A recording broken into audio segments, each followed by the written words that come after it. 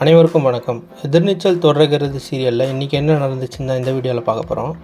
ஜனனி சக்தி 2 பேரும் கொடைக்கானல் போயிருக்க கேப்பில் வீட்டில் ஆதிகுணசேகரன் ஒரு பூஜையை நடத்தி முடிச்சிட்டாரு. அதுக்கப்புறம் அடுத்த பிளானாக தம்பிங்களை வச்சு அம்மாவை சமாதானப்படுத்த முயற்சி பண்ணார். இதுக்குள்ளே கதிர் தன்னோட அம்மா விசாலாட்சிகிட்ட போய் அண்ணன் மேலே போட்டிருக்க கேஸை வாபஸ் வாங்க சொல்லி ரொம்ப கெஞ்சுறாரு. அதுக்கப்புறம் விசாலாட்சியை தனியாக கூப்பிட்டு ஆதிகுணசேகரன் சென்டிமெண்ட்டாக பேசி முழுசாக மனசை மாற்ற முயற்சி பண்ணுறாரு. அதுக்கப்புறம் கீழே வந்த விசாலாட்சி கிச்சனில் நின்றுட்டு சும்மா அமைதியாக இருக்காங்க. என்னாச்சு, உங்கள் மகன் என்ன சொன்னார் அப்படின்னு ரேணுகா கேட்டாலும் அவங்க எதுவும் பேசாமல் இருக்கிறாங்க. ஏதாச்சும் மிரட்டினாரா அப்படின்னு கேட்டாலுமே எந்த ரியாக்ஷனும் இல்லாமல் இருக்காங்க. அந்த நேரத்தில் தர்ஷன் ஒரு குட் நியூஸோட வீட்டுக்கு வராரு. இன்னும் 48 மணி நேரத்துக்குள்ளே அம்மா கண் திறப்பாங்கன்னு டாக்டர் சொல்லிட்டாரு.